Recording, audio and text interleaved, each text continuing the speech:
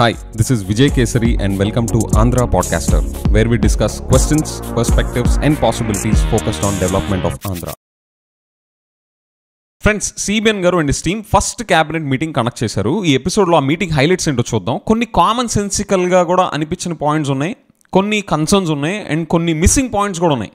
అవేంటో నేను ఈ ఎపిసోడ్లో మీకు ప్రజెంట్ చేస్తాను. Okay, so to begin with, CBN garu and team wants to present white papers starting from June 28 నుంచి జూలై 18 దాకా డిఫరెంట్ ఏరియాస్కి సంబంధించి వైట్ పేపర్స్ ప్రజెంట్ చేస్తారంట. First of all, I would like to appreciate any new government ఇలా వస్తున్నప్పుడు previous government మీద complete white papers, వీళ్ళు ఇంకా కొన్ని ఏరియాసే చెప్తున్నారు, ఇంకా మిగతా ఏరియాస్ నా కన్సర్నింగ్ ఏరియాస్ ఏంటో కూడా చెప్తాను. సో టు బిగిన్ విత్, వాళ్ళు పోలవరం ప్రాజెక్ట్ మీద వైట్ పేపర్ ఫస్ట్ పబ్లిష్ చేస్తారంట. దాని తర్వాత అమరావతి మీద, energy sector, land, sand, mines మీద, లా అండ్ ఆర్డర్ సిచ్యువేషన్ మీద అండ్ స్టేట్ ఫైనాన్సెస్ మీద ఓవరాల్గా. ఓకే, వైసీపీ వచ్చినప్పుడు కూడా 2019 అప్పుడు ఏపీ స్టేట్ ఫైనాన్స్ మీద కంప్లీట్గా వైట్ పేపర్ ప్రజెంట్ చేశారు. In the same spirit or even with more rigour ఇదో రాబోతుంది అని నాకు కనిపిస్తుంది. Because they are covering some more areas other than purely state finances. And also ఇక్కడ మిస్సింగ్ పాయింట్ ఏంటి అంటే ఫ్రెండ్స్, ఇవంతా కూడా మన ఆంధ్రాకి ఇంపార్టెంట్ టాపిక్స్, కానీ ఆంధ్ర డెవలప్మెంట్కి ఇంకా ఇంపార్టెంట్ టాపిక్స్ కూడా ఉన్నాయి. ఏంటవి? పావర్టీ లెవెల్స్ ఎలా ఉన్నాయి లాస్ట్ 5 years, దాని మీద కూడా వైట్ పేపర్ పబ్లిష్ చేయాల్సిన అవసరం ఉందా లేదా? ఎందుకంటే మనం ఎక్సెసివ్ వెల్ఫేరిజం, ఫ్రీబీస్ అన్ని దాని మీద వెళ్తాయి కదా పావర్టీ లెవెల్స్ని దృష్టిలో పెట్టుకొని. సో దాని మీద కూడా వైట్ పేపర్ పబ్లిష్ చేస్తే మనకు అసలు ఎంత అవసరం ఉంది, ఇంకా ఎక్సెసివ్ వెల్ఫేరిజంలో, ఇంకా ఫ్రీబీస్లో జనాల్ని ముంచి లేపడానికి, ఇంకా ఎంత తీవ్రంగా పావర్టీ లెవెల్స్ పెరిగిపోయి కొట్టుమిట్టాడుతున్నాం అనేది కూడా జనాల్లోకి తీసుకురావాల్సిన అవసరం ఉంది కదా. నేను ఎందుకు చెప్తున్నానంటే, నేషనల్ లెవెల్లో అండ్ ఆంధ్ర లెవెల్లో పావర్టీ లెవెల్స్ తగ్గిపోయినాయి అని చెప్పేసి క్లియర్ డేటా చూపిస్తుంది. అయినా కూడా మనం జనాల్ని, పబ్లిక్ని ఎక్సెసివ్ వెల్ఫేరిజంలో ముంచి లేపాలి అన్నదానికి బిజినెస్ కేసు ఏంటో తెలియాలి కదా. సో పావర్టీ లెవెల్స్ మీద పబ్లిష్ చేయాలి. Next, education sector and outcomes. Last 5 yearsలో పబ్లిక్ ఎడ్యుకేషన్ అసలు ఎలా ఉంది, వాటి అవుట్కమ్స్ ఎలా ఉన్నాయి over the last 5 years, even compare to other 2014 నుంచి కూడా వాళ్ళు పబ్లిష్ చేయాల్సిన అవసరం ఉంది. నెక్స్ట్, అసలు స్టేట్లో డెవలప్మెంటల్ యాక్టివిటీస్ ఏం జరిగినాయి లాస్ట్ 5 yearsలో, కుక్డప్ స్టోరీస్ ఏంటి, రియల్గా జరిగింది ఏంటో అందరి ముందుకు తీసుకురావడానికి అసలు డెవలప్మెంట్ యాక్టివిటీస్ మీద అసలు ఏం జరిగింది లాస్ట్ 5 yearsలో వైట్ పేపర్ ప్రజెంట్ చేయాలి. నెక్స్ట్, ఇండస్ట్రీస్ ఎన్ని వచ్చినాయి, ఎన్ని మూతపడ్డాయి, వాటి కథ ఏంటి, what are the facts around industries. Next, unemployment situation, అసలు ఎన్ని జాబ్స్ క్రియేట్ అయినాయి, అసలు అన్ఎంప్లాయ్మెంట్ సిచ్యువేషన్ ఎట్లా ఉంది లాస్ట్ 5 yearsలో. సో ఇవన్నీ కూడా ప్రయారిటీ ఏరియాస్ కాదా స్టేట్ డెవలప్మెంట్కి? ఎందుకని Polavaram, Amaravati, with all due respect to those areas, అవన్నీ ప్రజెంట్ చేయాలి. Those are all important topics. What about these areas? So this is my primary concern. Okay, next, దాంతో పాటు ఫస్ట్ క్యాబినెట్ మీటింగ్లో ఈ ఏరియాస్ సంబంధించిన వైట్ పేపర్స్ పబ్లిష్ చేస్తామని చెప్పారు. దాంతోపాటు వాళ్ళు ఒక 5 areas సంబంధించి ఫైల్స్ని కూడా రాటిఫై చేశారు అంత క్యాబినెట్ కలిసి. ఏంటి? మెగా డిఎస్సి పెడతామని చెప్పేసి for all the 16,347 post starting from July 1st all the way till December 10 దాకా ఎగ్జామ్స్ కండక్ట్ చేస్తారు అనేది క్లియర్గా మెన్షన్ చేస్తున్నారు. ఫ్రెండ్స్, ఇక్కడ నాకు ఇంకో కన్సర్న్ ఏంటి అంటే, will not get in to the government jobs versus private jobs debate, but let's say will accept that government ఇదిగో 16,000 రఫ్లీ పోస్ట్ని రిక్రూట్ చేసుకుంటున్నారు గవర్నమెంట్ ఎంప్లాయీస్ కింద. ఇప్పుడు వీళ్ళు ఒక పక్కన ఎంప్లాయ్మెంట్ ప్రొవైడ్ చేస్తున్నారని చెప్పేసి మీరు సంతోషపడతారో బాధపడతారో పక్కన పెడితే, what about the utilization? How are they going to utilize these many people? Okay, teaching పోస్ట్లో తీసుకునేది, ఎడ్యుకేషన్ సెక్టర్ అవుట్కమ్స్ ఎలాంటి టార్గెట్ తీసుకోబోతున్నారు అనేది కూడా బయటికి చెప్పాలి. ఓకే, 16,347 మంది ఇప్పుడు దాకా లేక ఎడ్యుకేషన్ సెక్టర్లో అవుట్కమ్స్ ఎలాంటి కండిషన్లో ఉంది, ఈ 16,347 మెంబర్స్ని పెట్టుకుంటా మేము ఏ లెవెల్కి తీసుకెళ్ళబోతున్నాం అనే మెట్రిక్ కూడా జనాలకి ఛాలెంజ్ చేస్తా ముందుకు తీసుకురావాల్సిన అవసరం ఉంది. I will not conclude that they will not disclose and I will not say convey this as a complaint, but the point is in the coming days ఇది కూడా చెప్తారు అని చెప్పేసి ఐ హోప్. లేకపోతే ఏమైందంటే, పేరుకి ఓట్ బ్యాంక్ కోసం, oats వేయించుకోవడానికి కోసం ఈ ప్రామిసులు చేసి ప్రజాధనం సబ్ ఆప్టిమల్గా యూస్ చేసేలాగా, ఎందుకంటే ఎఫిషియన్సీస్ ఉండవు కదా గవర్నమెంట్ సెక్టర్లో. ప్రైవేట్ సెక్టర్ అంత అగ్రెసివ్గా రిలేటివ్గా మీరు చూసుకుంటే అక్రాస్ ఆల్ ది ఇండస్ట్రీస్ అంత అగ్రెసివ్గా పర్ఫామ్ చేయరు కదా. పర్ఫామ్ చేయడానికి అక్కడ ఉండే ఇన్సెంటివ్స్ ఏంటి కదా, ఓకే, సో అలాంటి సిచ్యువేషన్లో ఇలాగా యూటిలైజేషన్ అవుట్కమ్స్ని మాట్లాడకుండా ఊరికే ఈ నెంబర్స్ని ఫిల్ చేసుకొని కూర్చుంటా ఉంటే that shows that it is just a pure political gimmicks and it's creating an additional burden to state finance అనే ఇంప్రెషన్ వాళ్ళు కలిగించరు అని చెప్పేసి ఇది రానున్న డేస్లో కూడా కన్వే చేస్తారని చెప్పేసి నేను ఎక్స్పెక్ట్ చేస్తున్నాను. అండ్ నెక్స్ట్ ల్యాండ్ టైటిలింగ్ యాక్ట్ని రిపీల్ చేస్తా. వాళ్ళు the moment they said land titling యాక్ట్ని రిపీల్ చేస్తున్నారు అంటే ల్యాండ్ టైటిలింగ్ యాక్ట్ ఫండమెంటల్గా నీతి ఆయోగ్ వాళ్ళు ప్రపోజ్ చేసింది. That is not fundamentally wrong. నేను దాని మీద ఒక కంప్లీట్ ఎపిసోడ్ చేశాను ల్యాండ్ టైటిలింగ్ యాక్ట్ మీద. బట్ ప్రీవియస్ గవర్నమెంట్లో ఉన్న వాళ్ళు ఆ ల్యాండ్ టైటిలింగ్ యాక్ట్ని ఎలా ఎగ్జిక్యూట్ చేస్తారు అనే దాని మీద చాలా ఓపెన్ ఎండెడ్ క్వశ్చన్స్ ఉన్నాయి, చాలా అప్రిహెన్షన్స్ కూడా ఉన్నాయి.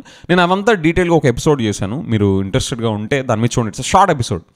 సో దాన్ని అడ్రస్ చేస్తా ల్యాండ్ టైటిలింగ్ యాక్ట్ని ముందుకు తీసుకెళ్లే స్కోప్ ఉంది. There is a legitimacy and serious relevance to that act. So అలాగే తీసుకెళ్తే బాగుంటుంది కదా అని చెప్పేసి నాకు థాట్ ఉంది. But they gave a good spin. I would not conclude that. ఒక మంచి ఫ్లేవర్ ఏమి ఇచ్చారు అంటే ఆ ల్యాండ్కి ఒరిజినల్ ఓనర్ ఎవరైతే వాళ్ళు ఒరిజినల్ డాక్యుమెంట్స్ని రిట్రీవ్ చేసుకునే అవకాశం అయితే క్రియేట్ చేస్తాం అనే దానికి ఒకటి చెప్పారు. నాకు ఇంకా క్లియర్గా అర్థం కాలేదు, but I will take it in a good spirit. దాని టైమ్ లైన్స్ కానీ దాని మెకానిజం కానీ ఇంకా ఈ క్యాబినెట్ మీటింగ్లోంచి వచ్చిన అవుట్కమ్గా అయితే క్లియర్గా కనిపించలేదు. Will wait for some more time. Okay, so the point is land titling యాక్ట్ని డిస్కార్డ్ చేయాల్సిన అవసరం లేదు. దాన్ని ఒక ప్రాపర్ స్ట్రక్చర్డ్ వేలో తీసుకెళ్తే by addressing the people's apprehensions, though it's a herculean task. అది అంత ఈజీ టాస్క్ కూడా కాదు. మీరు ఆ ఎపిసోడ్ చూడండి, మీకు డీటెయిల్స్ అర్థమవుతాయి. And coming to the next one, social security pensions సంబంధించి 3,000ని 4,000కి పెంచుతా. అండ్ డిఫరెంట్లీ ఏబుల్డ్కి ఫిజికలీ ఛాలెంజ్డ్ వాళ్ళకి 3,000 to 6,000కి పెంచుతా. నెక్స్ట్ టోటలీ డిజేబుల్డ్ వాళ్ళకి 5,000 to 15,000 పెంచుతా. Next kidney, liver and chronic disease ఉన్న వాళ్ళకి 5,000 to 10,000 పెంచుతా. అండ్ ఇవంతా రివైజ్ చేశారు. ఫ్రెండ్స్, ఇక్కడ నాకు ఇంకో క్యూరియాసిటీ ఏంటి అంటే, with all due respect to this pensions and the beneficiaries, with all due respect to their circumstances, ఎందుకని 3,000 నుంచి 4,000కే చేశారు, 3,000 నుంచి 6,000కే చేశారు, 5,000 నుంచి 10,000కే చేశారు, 20,000 కానీ లేదా టోటలీ డిజేబుల్డ్ వాళ్ళకి 15,000 అన్నారు కదా, వై నాట్ 16,000? సో ఆ రేషనల్ ఏమై ఉంటుంది అనేది నా క్యూరియాసిటీ. సో మీకేమైనా తెలిస్తే కామెంట్స్లో చెప్పండి. ఎందుకని ఆ రివైజ్ నెంబర్ వీళ్ళు అక్కడే ఉంది? What is the reasoning behind it? I'm curious about it. Okay, so దీనివల్ల మన టోటల్ గవర్నమెంట్కి ఈ social security bill is going to be with the revised numbers 4,408 crores per month. అంటే సంవత్సరానికి దగ్గర 53,000 కోట్లు అనమాట ఇయర్లీ మనకి ఈ social security bill. Okay, next 4th file వాళ్ళు రాటిఫై చేసింది ఏపీ స్కిల్ సెన్సెస్ అనమాట. నెక్స్ట్ 3 to 4 monthsలో ఇది కంప్లీట్ చేస్తామని చెప్పేసి అంటున్నారు. ఫ్రెండ్స్, ఇక్కడ నాకు సిబిఎన్ గారికి ఒక రిక్వెస్ట్ ఏంటి అంటే, సార్ ఇదే మంచి ఆపర్చునిటీ, ఈ స్కిల్ సెన్సెస్లో మీరు ఏ డీటెయిల్స్ తీసుకుంటారో అన్నీ తీసేసుకొని ఎక్సెసివ్ వెల్ఫేరిజం అండ్ ఫ్రీబీస్ ఇవ్వకుండా ఎంతమందిని కుదిరితే అంతమందిని అసలు అందులోంచి ఎలిమినేట్ చేసేయండి.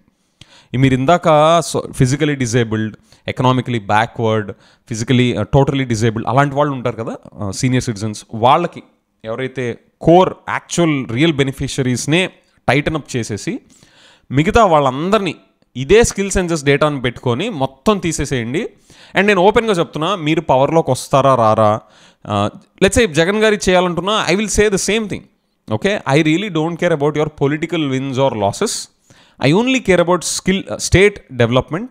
సో స్టేట్ డెవలప్మెంట్కి ఎక్సెసివ్ వెల్ఫేరిజం, ఫ్రీబీస్ అనేది దాని మీద పెట్టడం కన్నా long term assets, long term development, long term public infrastructure, long term job creation opportunities మీద పెడితే మన నెక్స్ట్ జనరేషన్స్ హ్యాపీగా, హెల్దీగా మన స్టేట్ని డెవలప్ చేస్తా వాళ్ళు ఇక్కడ ఉండడానికి అవకాశం ఉంటుంది అనే స్వార్థంతో నేను చెప్తున్నా. మీ గెలుపోటములు, మీ పొలిటికల్ పార్టీ గెలుపోటముల గురించి నాకు సంబంధం లేదు. ఓకే, నేను స్టేట్ డెవలప్మెంట్ పాయింట్ ఆఫ్ వ్యూలోనే చెప్తున్నాను. Okay, so moving on.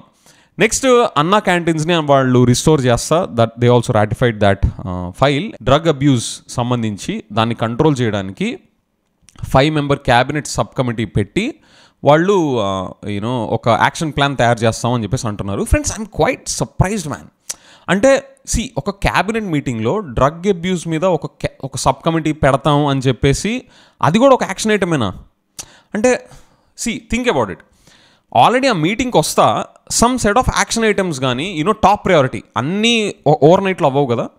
So కొన్ని సీరియస్ డెసిషన్స్, క్రిటికల్ డెసిషన్స్ తీసుకోవడానికి ఒక సబ్ కమిటీ, అండ్ లో అండ్ క్విక్ హ్యాంగింగ్ ఫ్రూట్స్ ఉంటాయి కదా, క్విక్ విన్స్, అలాంటి వాటిని వెళ్ళి అటాక్ చేయడానికి some kind of tangible action items ఇప్పటిదాకా పనిచేసి ఉంటారు కదా, ప్రీవియస్ గవర్నమెంట్ లేదా బ్యూరోక్రాట్స్ అందరూ సైలెంట్ కూర్చోరు కదా, వాళ్ళ దగ్గర బోలెడ్ డేటా ఉంటుంది.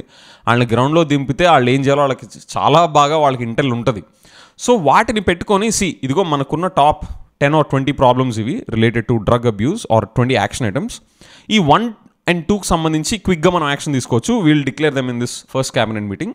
అండ్ మిగతా వాటికి will take some more time because those are heavy weight decisions అని చెప్పేసి దాన్ని కొంచెం పుష్ చేసిన ఒక అర్థం ఉంది.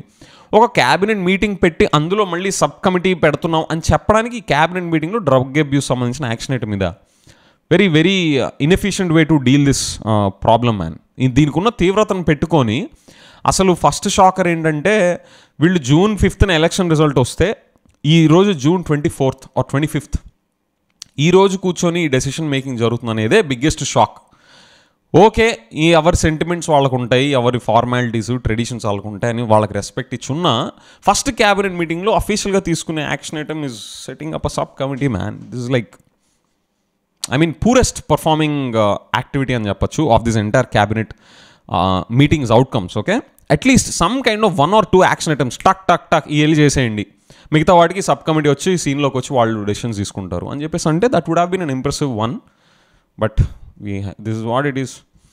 నెక్స్ట్ ఎడ్యుకేషన్ సంబంధించి ఆయన ఏమన్నారంటే one of the takeaways from this cabinet meeting is మన ఎడ్యుకేషన్ సెక్టర్లో స్టేట్లో ఉన్న పబ్లిక్ ఎడ్యుకేషన్ సంబంధించి అది బలపడాలి అంటే చూడండి ఎంత క్రిటికల్ పాయింట్. ప్రైమరీ లెవెల్ నుంచి ఎడ్యుకేషన్ స్ట్రెంథెన్ చేయాలి అంటే స్టేట్లో ఉన్న అకాడమిక్ సిస్టమ్, నేషనల్లో ఉన్న అకాడమిక్ సిస్టమ్స్ని స్టడీ చేయాలి అని చెప్పేసి అన్నారు. ఫ్రెండ్స్, ఇక్కడ నాకు బేసిక్గా ఆలోచించండి. Last time already YCP government వాళ్ళు స్టేట్ని సిబిఎస్ఈ ఆర్ నేషనల్ లెవెల్ పక్కన పడేసి ఐబీ కరికులంకి వెళ్ళారు, one of the world's best pedagogies. ఇప్పుడు వీళ్ళకి న్యాచురల్ కోర్స్ ఆఫ్ యాక్షన్ ఏమవ్వాలి? అరే ఆల్రెడీ ఇంటర్నేషనల్ లెవెల్కి మనం ఆస్పైర్ చేస్తా దాని ఫౌండేషన్స్ వేసున్నారు, మనం దాన్ని ఎలా స్ట్రెంథెన్ చేయాలి అనే ట్రాక్ అయినా తీసుకోవచ్చు. లేదా అరే ఐబీ కరికులంలో బోలెడని ఫ్లాస్ ఉన్నాయి, ఇదిగో 1, 2, 3, 4 ఆర్ ద ఫ్లాస్, మనం దాన్ని మించి ఇంకో అదర్ ఇంటర్నేషనల్ పెడగాజీ ఉంది, మనం దానికి అటాక్ చేయాలి అని చెప్పేసి ఇంకోటి తీసుకొచ్చినా అందులో అర్థం ఉంది. ఫ్రెండ్స్, ఈ రెండు కాకుండా మళ్ళీ మనం స్టేట్ లెవెల్లో నేషనల్ లెవెల్లో ఉన్న అకాడమిక్ సిస్టమ్ని స్టడీ చేయాలి అంటే ఫ్రెండ్స్ ఇది మన ఎడ్యుకేషన్ క్వాలిటీని పెంచుతున్నట్ట తగ్గిస్తున్నట్ట? నాకైతే పెంచుతున్నట్టు అనిపించట్లా. సో గ్లోబల్ లెవెల్కి రీచ్ అయ్యే ఆస్పిరేషన్స్ తగ్గ ఫౌండేషన్స్ ఆల్రెడీ వేసినప్పుడు మళ్ళీ మనం state and national academic system మీద ఫోకస్ చేస్తున్నాం అంటే this is definitely not a good call. That is my top concern related to education. Okay, ఎందుకని ఇలాగా డౌన్ గ్రేడ్ చేసుకుంటున్నారో నాకు తెలియట్లేదు. లెట్ సీ అందులో మెరిట్ ఉందేమో, let me keep an open mind. Next ఫైనల్గా వాళ్ళు చెప్పింది ఏంటి అంటే వాళ్ళు అఫీషియల్స్ని డైరెక్ట్ చేస్తా సీజనల్ డిసీజెస్ స్ప్రెడ్ కానివ్వకుండా మీరు కంట్రోల్ చేయండి.